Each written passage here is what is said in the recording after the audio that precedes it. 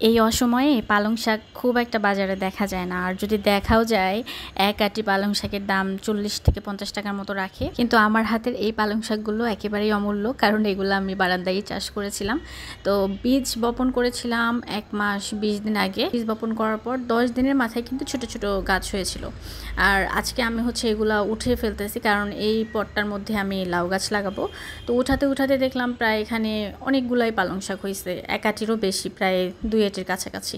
তো সবগুলোকে এভাবে কেটে কুটে সাইজ করে নিলাম। আর খুব বেশি ময়লাও কিন্তু বের হয় নাই, যে দেখেন, কারণ এগুলো নিজের গাছের, কোনো কিছু নষ্ট করা যাবে না, বিষয়টা এরকম। তো এরপরে আমি এগুলো রান্না করব। ধুয়ে নিয়েছি, ধুয়ে নেওয়ার পর রসুন, পেঁয়াজ আর কাঁচামরিচ তেলের মধ্যে দিয়ে একটু ভেজে নিলাম। তারপরে একটা আলু এভাবে ছোট ছোট করে কেটে দিয়ে তারপরে এটাকে হালকা একটু ভেজে নিচ্ছি।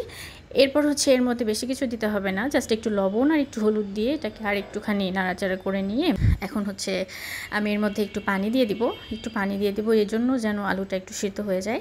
তো ঢেকে দিচ্ছি। ঢেকে দেওয়ার পর চুলার আঁচ কমিয়ে দিয়ে এটাকে একটু সিদ্ধ করে নিচ্ছি। তো এরকম যখন মাখামাখি হয়ে আসবে, মানে মাখো মাখো পর্যায়ে চলে আসার পরে শাকগুলোকে এর মধ্যে দিয়ে দিতে হবে। তো পালং শাক এভাবে রান্না করলে আমার কাছে খুব ভালো লাগে। মাছ দিয়ে রান্না করলেও ভালো লাগে, কিন্তু পালং শাকের ভাজিটা খুব একটা ভালো লাগে না আমার কাছে। তো যাই হোক, এই জন্য আজকে আমি এভাবে রান্না করে নিচ্ছি।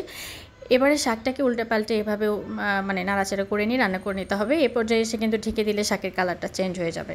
তো শাক আসলে ঢেকে রান্না করলে কালার চেঞ্জ হয়, যে কারণে খোলা রেখেই একটু নাড়াচাড়া করে রান্না করে নামিয়ে ফেললাম। দেখতেও সুন্দর হয়েছে আর খেতে কিন্তু খুবই মজা হয়েছিল।